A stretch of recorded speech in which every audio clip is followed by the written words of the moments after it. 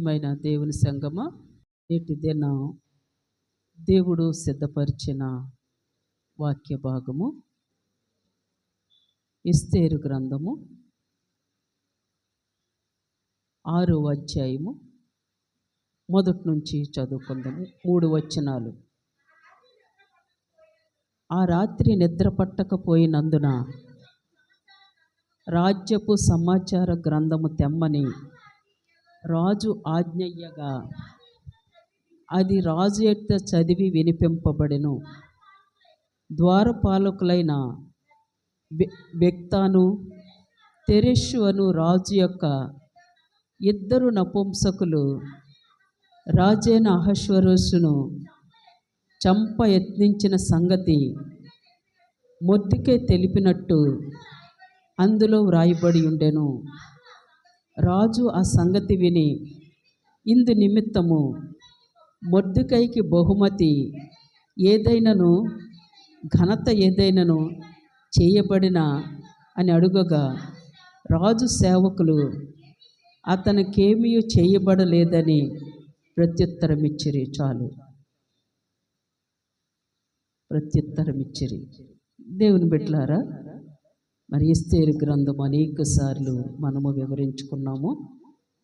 దేవుడు సిద్ధపరిచి ప్రేరేపణిచ్చి ఆలోచన ఇచ్చి నడిపించిన ఈ వాక్య భాగాన్ని ప్రతి ఒక్కరూ శ్రద్ధతో ఆలకిద్దాం. దేవుడు సంఘాన్ని నిలబెట్టుకుని కార్యాలు చేయగలరు. ఒక వ్యక్తిని నిలబెట్టుకుని కార్యాలు చేయగలరు. ఒక సమాజాన్ని నిలబెట్టుకునే కార్యము చేయగలరు. ఇక్కడ ప్రాముఖ్యంగా సమాజము చేసిన ప్రార్థనకి ప్రతిఫలము, సంఘము చేసిన ప్రార్థనకి ప్రతిఫలము, పర్సనల్గా వ్యక్తిగతముగా చేసిన ప్రార్థనకి ప్రతిఫలం మనము చూసుకుందాం. ఈ భాగంకి వచ్చేసరికి దేవుని సమయము దగ్గరైపోయింది. 6వ అధ్యాయంకి వచ్చేసరికి ఎస్తేరు గ్రంథంలో.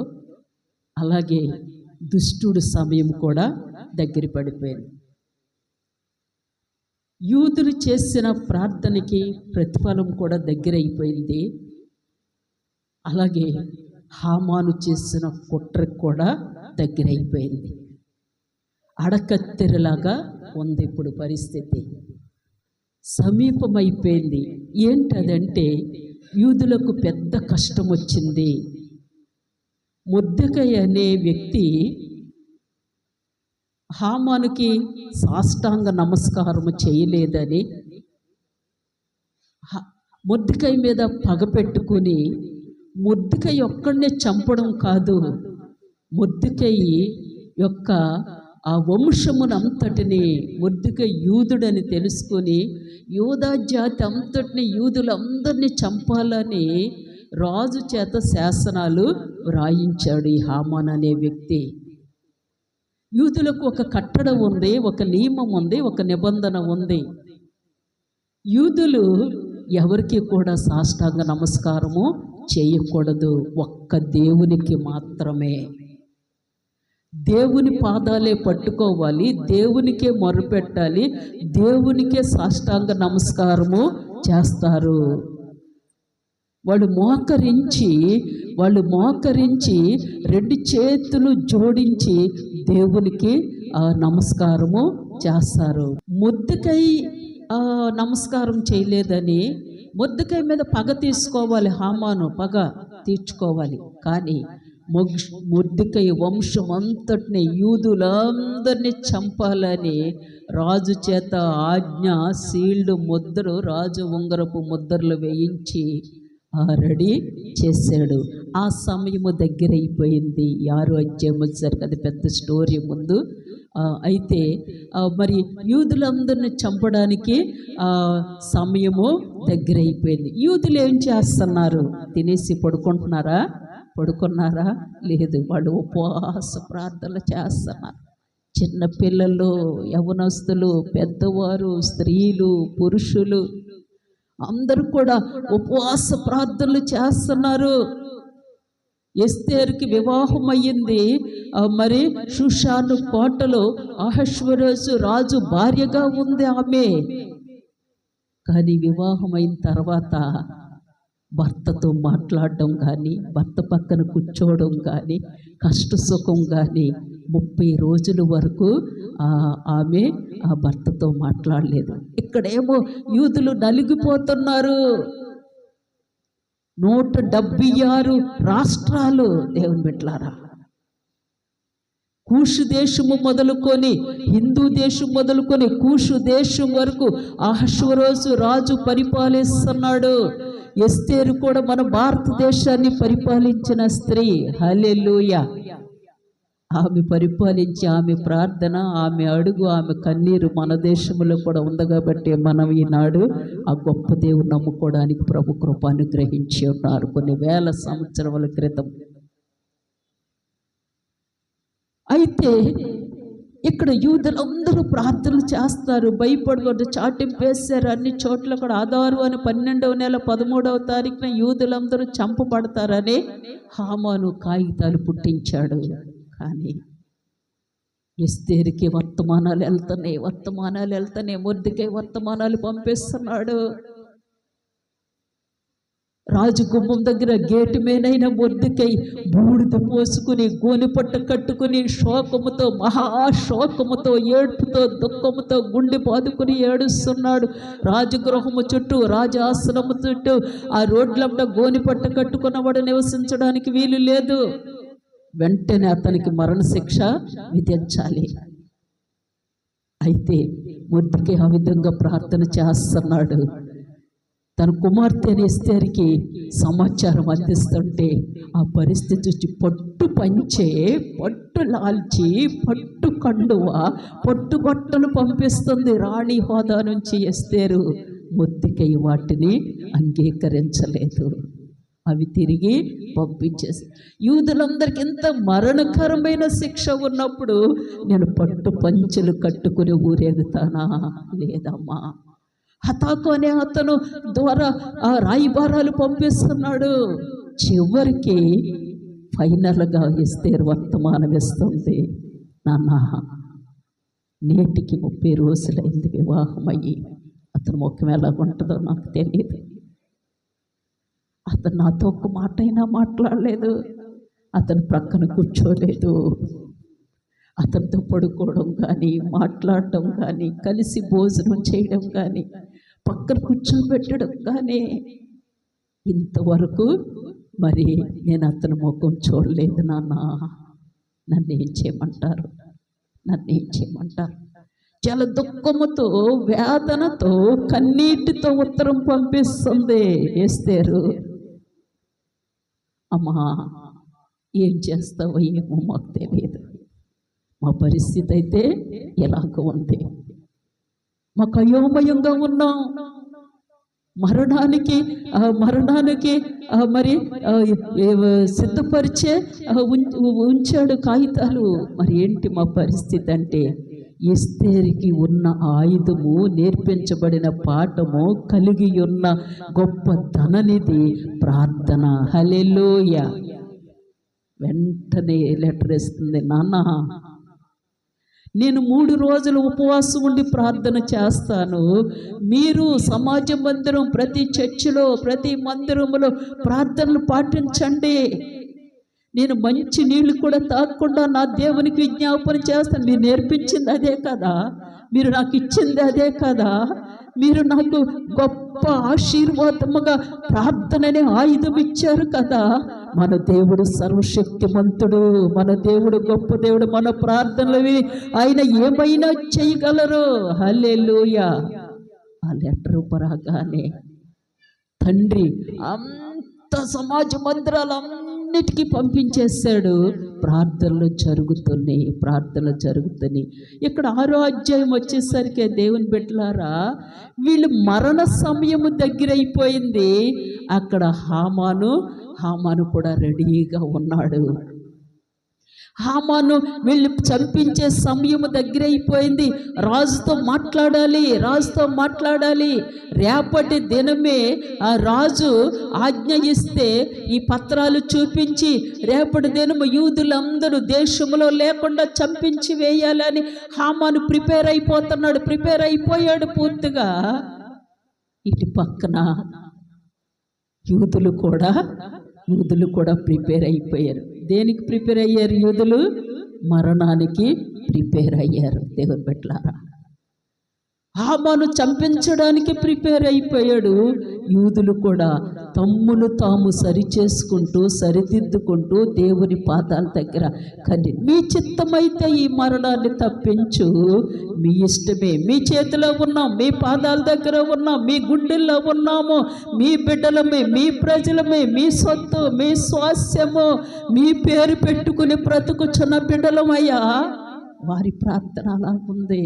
దేవుని బిడ్డలారా, దేవుడు చేసిన కార్యము చూసినట్లయితే 6వ అధ్యాయంలో ఆ రాత్రి నిద్ర పట్టకపోయినందున రాజ్యపు సమాచార గ్రంథము తెమ్మని రాజు ఆజ్ఞ ఇయ్యగా.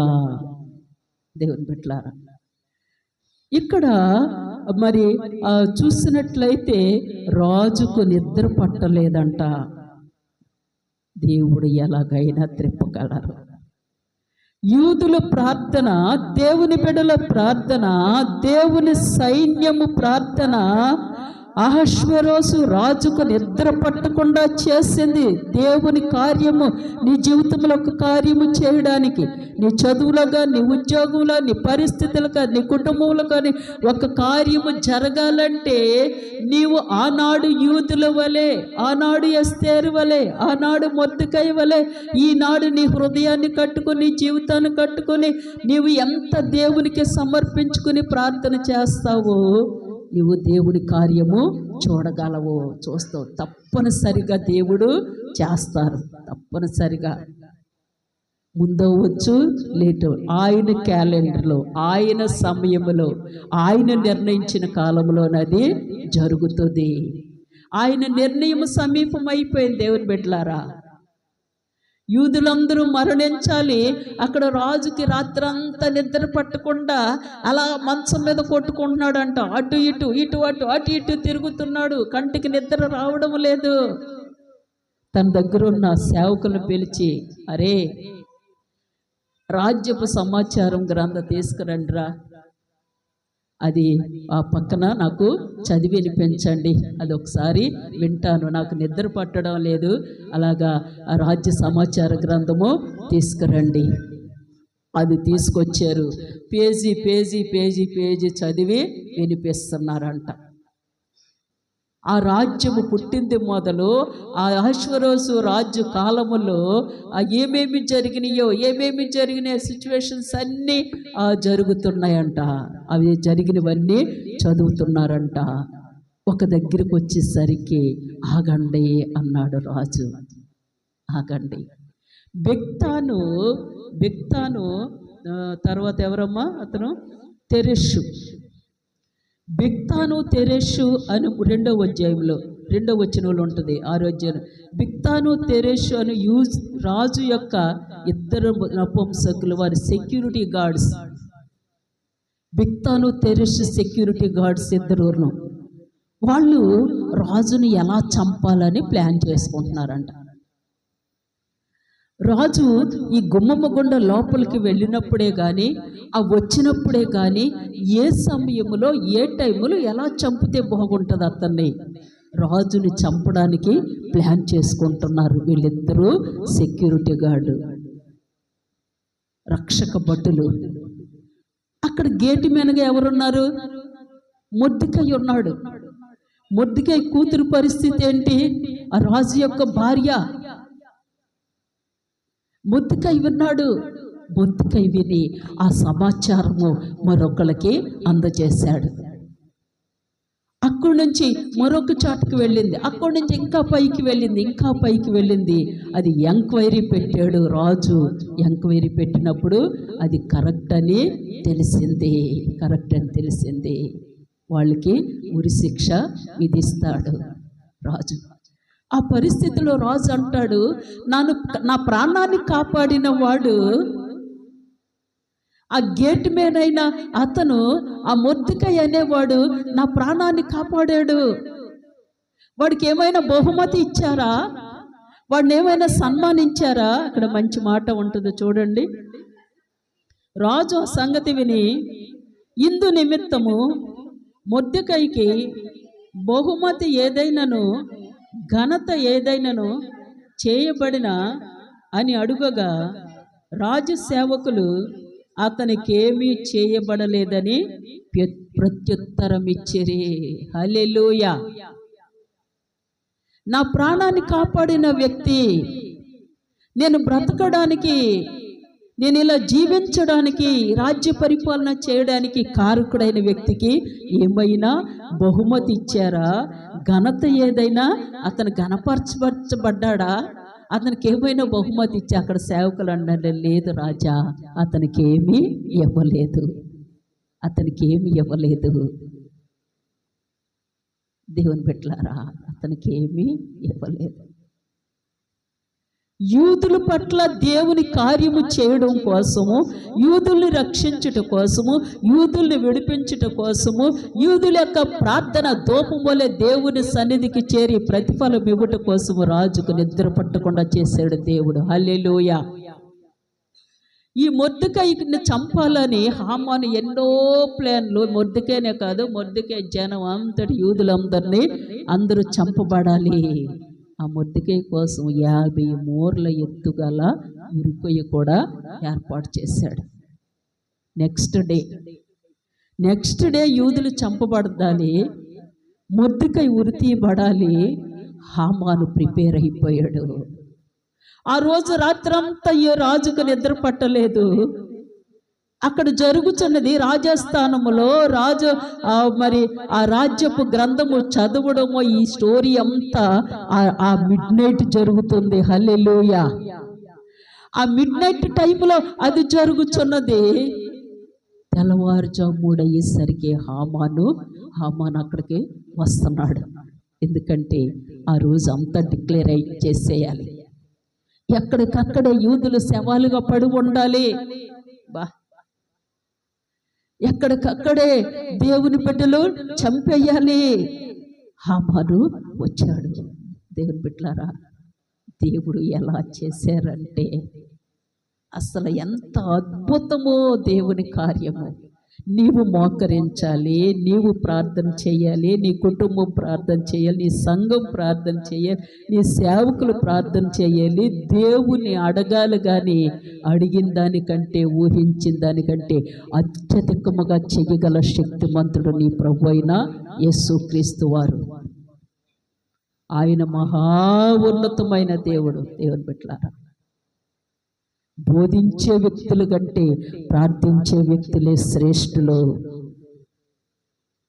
నువ్వెన్ని పాటలు పాడు, చప్పట్లు కొట్టు, ఎంత ఆ మ్యూజిక్ చేయి, ఎంత బోధ చేయి, ఎంత చేయి, కానీ నువ్వు మోకరించి ప్రార్థన చేస్తే సాతానుకి గజగజలాడుతాడు.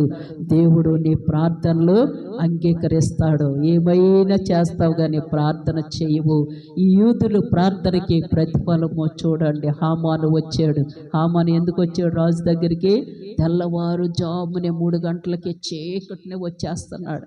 రాజు అంటున్నాడు, ఎవరు బయట చప్పుడు వినపడుతుందో చూడండి. బయట చప్పుడు వినపడుతుంది చూడు. 4వ వచనం,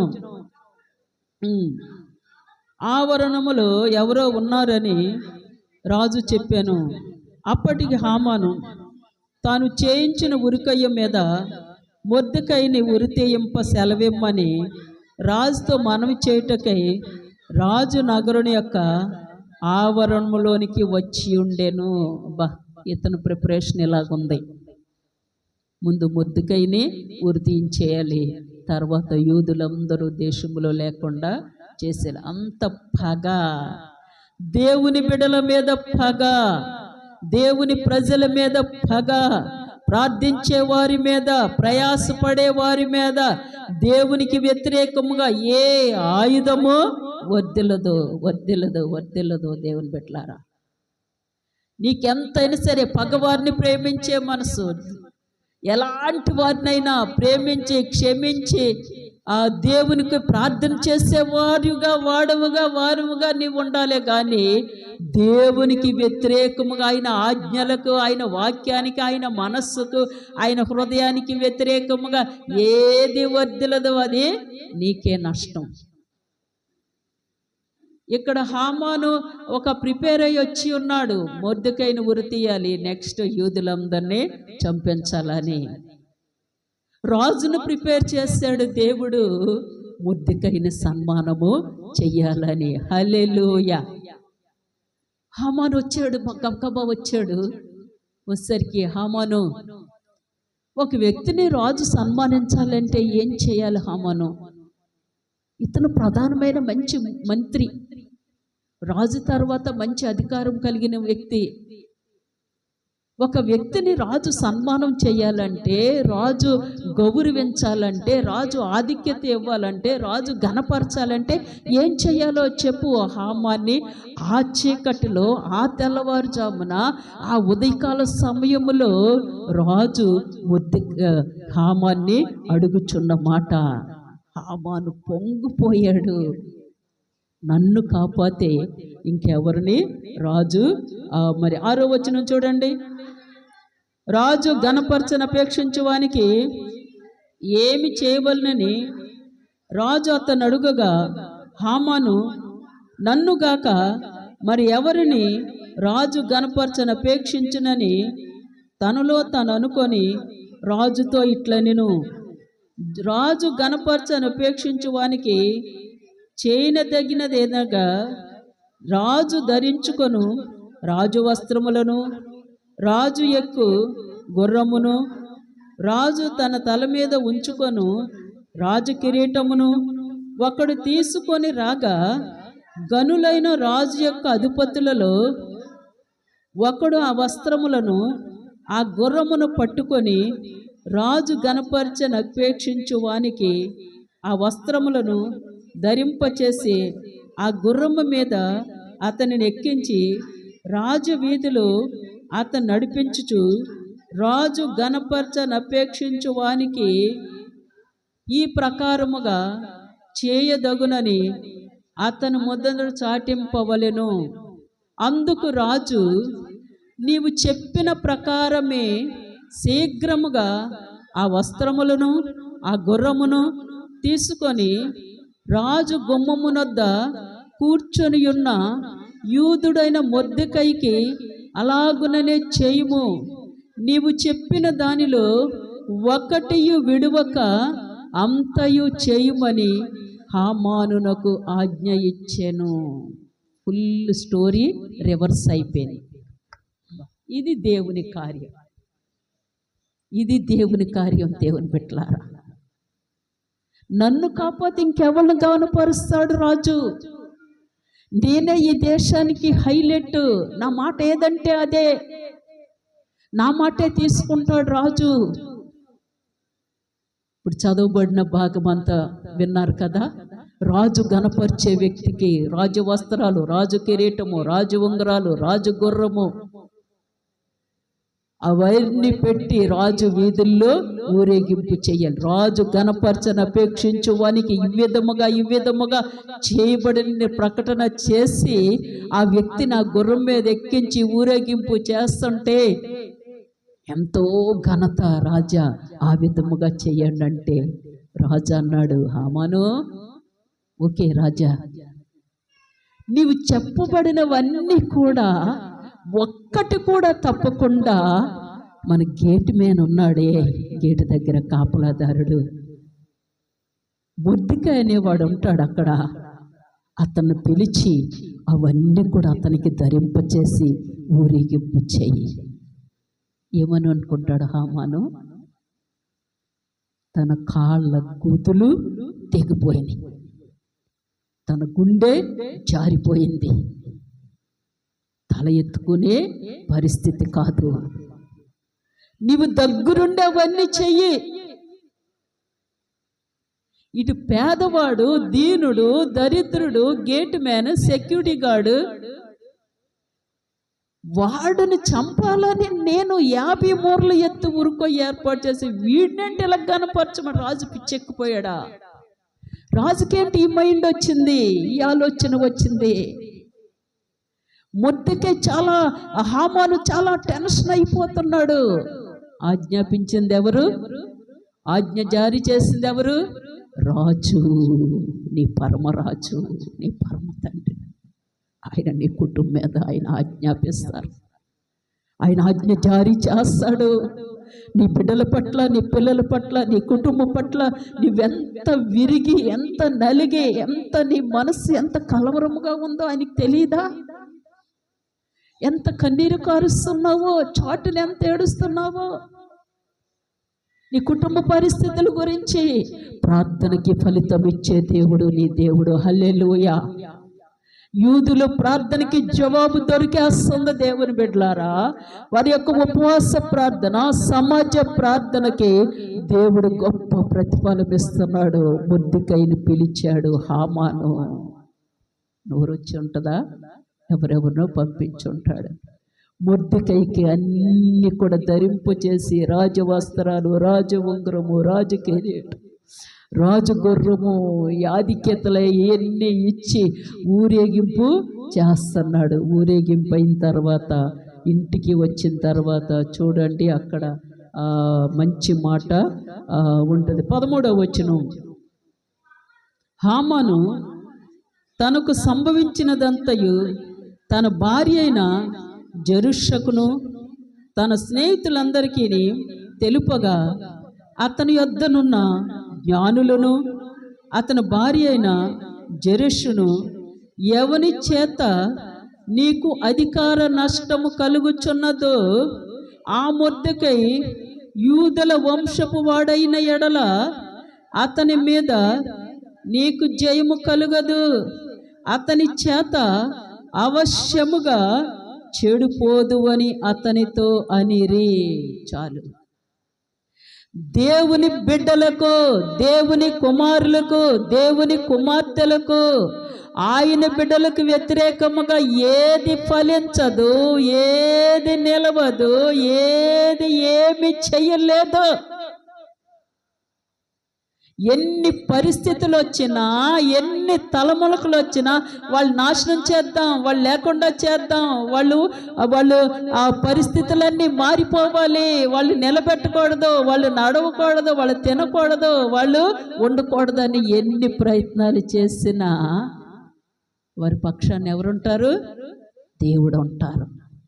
ఒక్క దేవుడు. ఎవరు నీకు తోడు లేకపోయినా, మనుషుల సహాయమే కాదు, రాజుల సహాయమే కాదు, అధికారుల సహాయమే కాదు, అండదండలే కాదు, ధనబలము, కండబలము, బంధుబలము ఏమీ లేకపోయినా పర్వాలేదు. ఎవరుంటే చాలు? ఆ పరమ తండ్రి తోడై ఉంటే చాలు. హల్లెలూయా. ఆ పరమ తండ్రి నీ పక్షాన ఉంటే చాలు. నీ కుటుంబం పక్షాన ఉండాలని ప్రార్థన చేయి, నీ పక్షాన ఉండాలని వేడుకో. యూదుల పక్షమున ఎవరున్నారు? ఎవరు కథంతా తిప్పుతున్నారు? ఎవరు చక్రమంతా తిప్పుతున్నారు? నువ్వు ప్రార్థన చేసి వదిలేయడమే ఆయనకి, నువ్వు కన్నీరు కార్చి వదిలేయడమే, నువ్వు మొరపెట్టి వదిలేయడమే, నువ్వు ఉపవాసం ఉండి ప్రార్థన చేసి ఆయన చెవిలో చెప్పి మర్చిపో. ఆయన చూసుకుంటారు ఆయన సమయంలో. దేవుని బిడ్డలారా, తలదించుకుని వచ్చేసాడంట. అక్కడ 12వ వచనం తర్వాత 2వ భాగం, అయితే హామాను తల కప్పుకొని దుఃఖించుచు తన ఇంటికి త్వరగా వెళ్ళిపోయాను. తల మీద గుడ్డేసుకున్నాడంట, తల దించుకుని ఏడుస్తూ వెళ్ళిపోయాడంట. భార్య అడుగుతుంది, ఏంటండి ఇలాగొచ్చారు, ఎందుకు ఏడుస్తున్నారు, తల మీద గొడ్డేసుకున్నారు ఏంటి అంటే, నాకు ఈ విధంగా అవమానము జరిగింది, ఇలా జరిగిందంటే.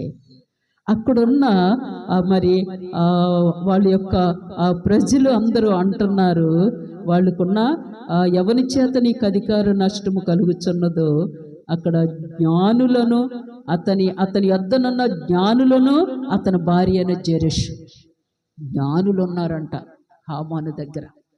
వాళ్ళు ఎన్ని సలహాలు ఇచ్చి ఉంటారో హామానికి. దేవుని బిడ్డలారా, నీకేమైనా చెడ్డ సలహా ఇస్తే నువ్వు రిజెక్ట్ చేసుకో. దేవుని ఆత్మతో వచ్చిన సలహాయే ఆ మాటే నీ హృదయంలో ఫలింపజేయునుగాక. ఎవరైనా చెడ్డ సమాచారము, చెడ్డ సలహా, చెడు మాటలు, వ్యతిరేకమైన మాటలు, నాశనమైన మాటలు, ఒకళ్ళు నశింపు చేసే మాట నీ చెవుని పెట్టక అది నీకే నష్టం. ఇక్కడ హామాను తల మీద గుడ్డేసుకుని మొక్కము దించుకుని దుఃఖపడుతూ ఇంటికి వచ్చేసరికి అక్కడ ప్రజలు ఉన్నారు, చాలామంది. భార్య ఉంది. ఏంటండి ఇలాగొచ్చారు అతను పట్టుకొని, భార్య ఏమైంది అంటే ఇదంతా చెప్పేసరికి ఒకే మాట అంటుంది, జెరుషా. హల్లెలూయా. జెరుషా అంటుంది, అతడు యూదు వంశముడైన ఎడల, అతడు యూదుడైతే, అతడు ఇశ్రాయేలీయుల జనాంగపు వాడైతే అతని వల్ల నీకు మేలు జరగదు. హల్లెలూయా. ఎంత ఆత్మీయ లోతైన మాట పలికింది దేవుని బిడ్డ. ఆ మాట మరొకసారి చదవండి. ఎవని చేత నీకు అధికార నష్టము కలుగుచున్నదో ఆ మొర్దెకై యూదుల వంశపు వాడైన ఎడల అతని మీద నీకు జయము కలుగదు, అతని చేత అవశ్యముగా చెడిపోదువు. ఎవరి చేత? గేట్ మ్యాన్ చేత, ఆ పెద్ద ప్రధానమంత్రి. దేవుని బిడ్డలారా, ఎంత ఉన్నతమైన వ్యక్తి. అతని చేత అతని వల్ల నీకు జయము కలగదు, నీవు అవశ్యముగా నాశనం అయిపోతావు. దేవుని బిడ్డలారా, ప్రార్థనా పరులకున్న పవర్ అలాంటిది. రాజుకు నిద్ర పట్టకుండా చేసాడు యూదుల పక్షమున దేవుడు.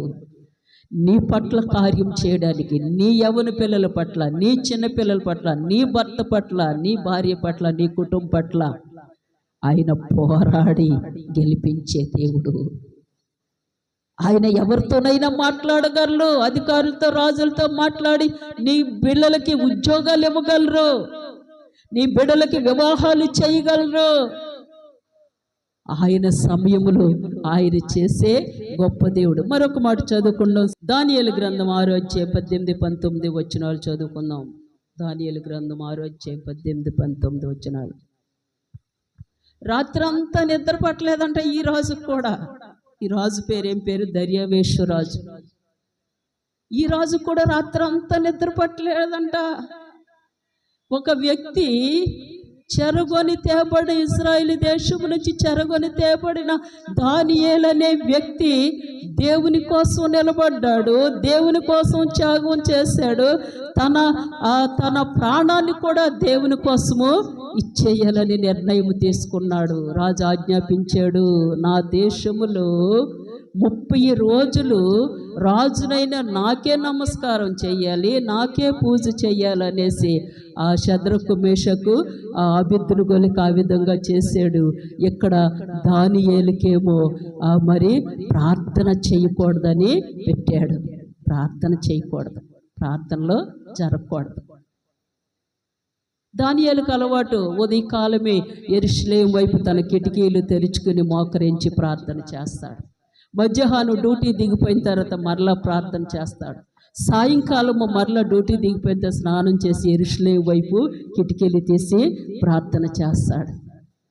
మోకమ్మడిగా రాజు దగ్గరికి వెళ్ళి దానియేలు మీద ఆ పగచేత, దానియేలు మీద పగచేత ఆ విధముగా పుట్టించారు. 4వ అధ్యాయము మరి 3వ వచనము చూసినట్టు, రాజ్యం అంతటి మీద అతన్ని నియమింపవలనని రాజు ఉద్దేశించెను. ఇతను శ్రేష్టమైన వాడిగా, తెలివైన వాడిగా, జ్ఞానము గలవాడిగా, అన్నిటికంటే ముఖ్యంగా యథార్థవంతుడు దానియేలు. ఇతనికి ఇంకా ప్రమోషన్ ఇచ్చి ఆ రాజ్యం అంతటి మీద అధికారిగా నియమించాలనేసి అంటే అక్కడున్నవారు అసూయతో ఈ విధముగా మరి శాసనము చేశారు. దేవుని బిడ్డలారా, దానియేలు ఏమి ఖాతరు చేయలేదు. నా జీవము గల దేవుడి కంటే, నా శక్తిమంతుడి కంటే, నా ప్రభువు కంటే, నా తండ్రి కంటే ఏది కాదు. శాసనాల ఏమైనా పర్వాలేదు, చంపుతారు అంతే కదా. నా ఆత్మను చంపరు కదా, నా శరీరానికే మరణము. సింహముల బోనులో వేస్తారు. సింహముల బోనిలో వేస్తావని కఠినమైన ఆజ్ఞ ఉన్నప్పటికీ దానియేలు ప్రార్థన చేస్తున్నాడు. దానియేలు ప్రార్థన చేస్తున్నాడని పట్టి రాజు దగ్గరికి తీసుకువెళితే రాజు మనసు మారిపోతేమో మాటికి 16వ వచనం చూడండి. అంతటి రాజు ఆజ్ఞయ్యగా బంట్రోతులు దానియేలును పట్టుకొని పోయి సింహముల గుహలో పడద్రోయగా రాజు, నీవు అనుదినము తప్పక సేవించుచున్న నీ దేవుడే నిన్ను రక్షించునని దానియేలుతో చెప్పాను.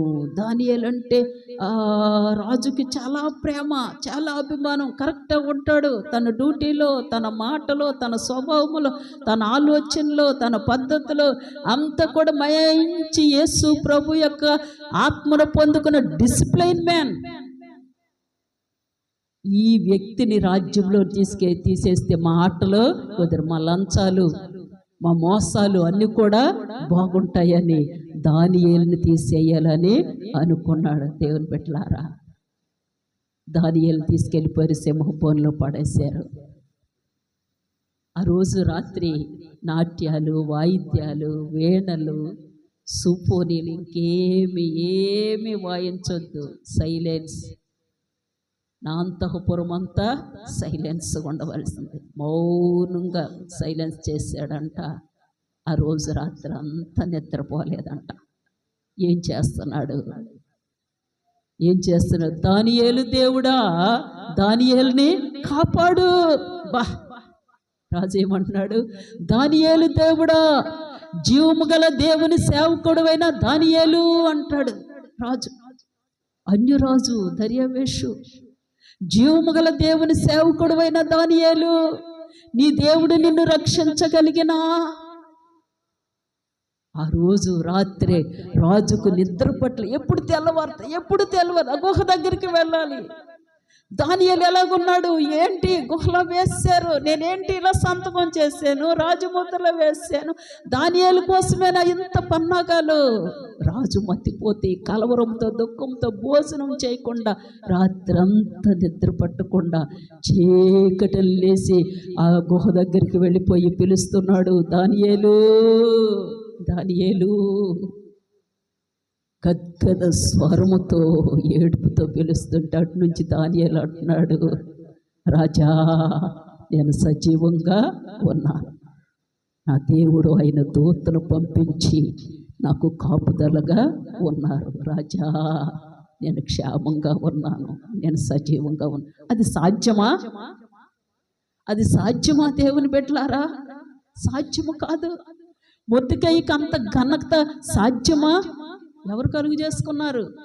నీ పట్ల కూడా, నా పట్ల కూడా, మన పట్ల దేవుడు కలుగు చేసుకుంటారు. తప్పనిసరిగా రాజులకు నిద్ర పట్టకుండా, అధికారులకు నిద్ర పట్టకుండా అనేక కార్యములు, ఆయన తలచిన కార్యములు, ఆయన చేయబోయే కార్యములు, ఆయన ఊహలో, ఆయన ఆలోచనలో ఏమున్నాయి నీ పట్ల చేస్తారు. నీవేమి చేయాలి? రాజే దానియేలు ఏం చేశాడు?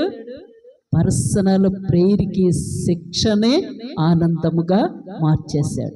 అక్కడ సమాజము ప్రార్థన, ఇక్కడ వ్యక్తిగత ప్రార్థన. ఇంకొక చిన్న మాట చెప్పి నేను ఒక 2 minutesలో ముగించేస్తాను. చూడండి, అపోస్తలుల కార్యముల గ్రంథం 12వ అధ్యాయం 5-6 వచనాలు. పేతురు చెరసాల్లో ఉంచబడును, సంఘమైతే అతని కొరకు అత్యాశక్తితో దేవునికి ప్రార్థన చేయుచుండెను.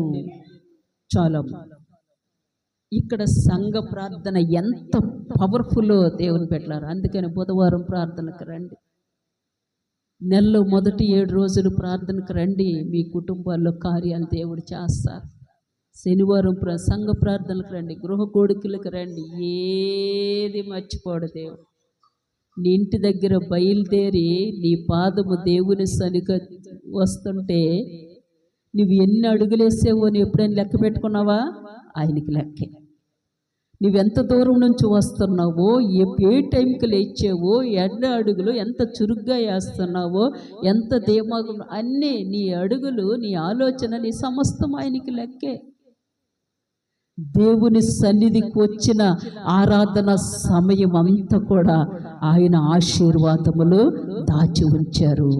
ఇక్కడ పేతురు చెరసాల్లో ఉన్నాడు, దైవజనుడు కష్టములో ఉన్నాడు, శోధనలో ఉన్నాడు, శ్రమలో ఉన్నాడు.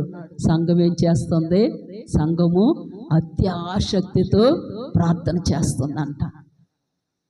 సువార్త ప్రకటిస్తున్నందుకు, దేవుని వాక్యము విస్తరింపు చేస్తున్నందుకు పేతుర్ని చెరసాల్లో వేశారు. దేవుని బిడ్డలారా, ఇద్దరు సైనికుల మధ్యన ఆ సైనికుడికి, ఒక సైనికుడికి పేతురు చేతికి, సైనికుడి చేతికి పేతుడి చేతికి, సైనికుడి చేతికి పేతురు చేతికి, సైనికుడి కాలుకి పేతురు కాలుకి, ఈ సైనికుడి కాలుకి పేతురు కాలుకి సంకెళ్ళు వేసి చెరసాల్లో పెట్టారు. కదలడానికి మెదలడానికి అవకాశము లేదు.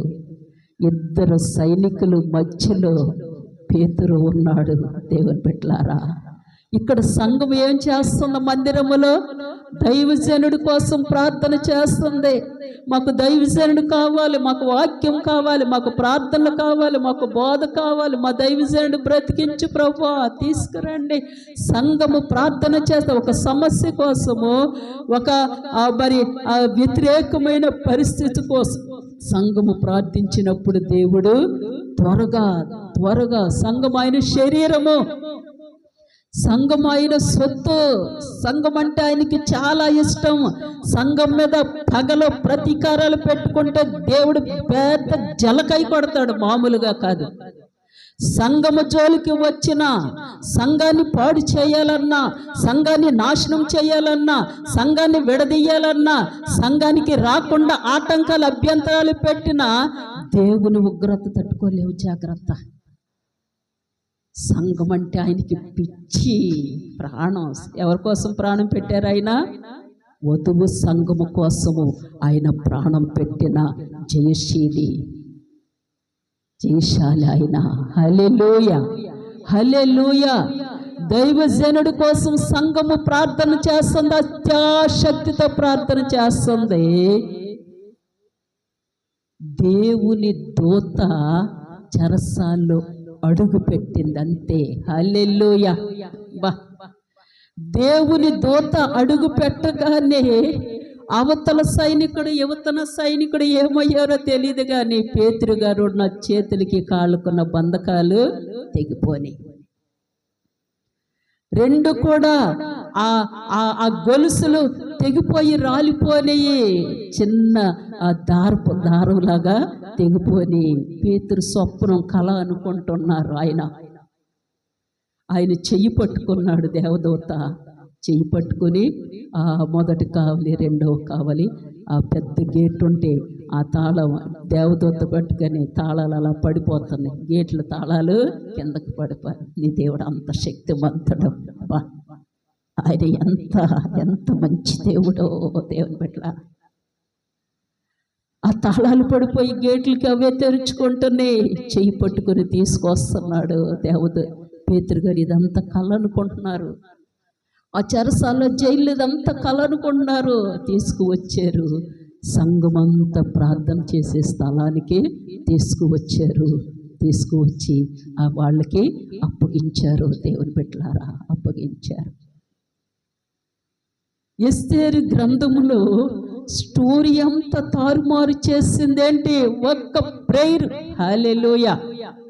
ప్రార్థన అదంతటా కూడా తారుమారు చేసి ఆ ప్లానింగ్స్ని, ఆ కుట్రలని, ఆ కుతంత్రాలని, ఆ యూదుల్ని చంపాలని ఎన్నెన్ని రకాలుగా అన్నిటిని దేవుడు తారుమారు చేశాడు. దానియేలు గ్రంథములో అక్కడ దానియేలుకి వ్యతిరేకంగా దానియేలు కేవలం యథార్థంగా ఉంటున్నాడు. అక్కడున్న పని వారికి, మంత్రులు అందరూ చేసిన ప్లాన్స్ అని ఏమైపోయినాయి? అవేం జరిగినాయా? సింహముల నోళ్ళు మోయించిన దేవుడు, రాజు శాసనాల్ని మార్చిన దేవుడు, రాజులకి అధికారులకి నిద్ర పట్టకుండా చేసిన దేవుడు నీ దేవుడు, నా దేవుడు. హల్లెలూయా. పర్సనల్ ప్రేయర్ దానియేలు దేవుని కార్యం చూసాము. సమాజము ప్రార్థన దేవుని కార్యము చూసాము. ఇక్కడ సంఘ ప్రార్థన దేవుని కార్యము చూసాము. ఏ ప్రార్థన కలిగి ఉన్నావు నీ జీవితం? ఎంతకాలం అయింది ప్రభువు నమ్ముకొని? బాప్తిసం తీసుకొని ఎంతకాలం అయింది? రక్షింపబడి ఎంతకాలం అయింది? దేవుని నమ్ముకొని ఎంతకాలమని? ఇంకా నామకార్థ క్రైస్తవురాలుగానే ఉండిపోతావా? ఏదో వచ్చి వెళ్ళిపోతుంటావా? దేవునికి షార్ప్గా కత్తి పొదను పెడితేనే తెగుతుంది కదా. మొండి కత్తులకు ఉపయోగం ఉంటుందా? ఉండదు, పక్కన పాడేస్తాం. పొదను పెట్టే రీతిగా నీ ఆత్మీయ జీవితము ఉండాలని ప్రభువారు కోరుకుంటే దేవుడి పరిశుద్ధ వాక్యం దీవించి ఆశీర్వదించును గాక. ఆమేన్.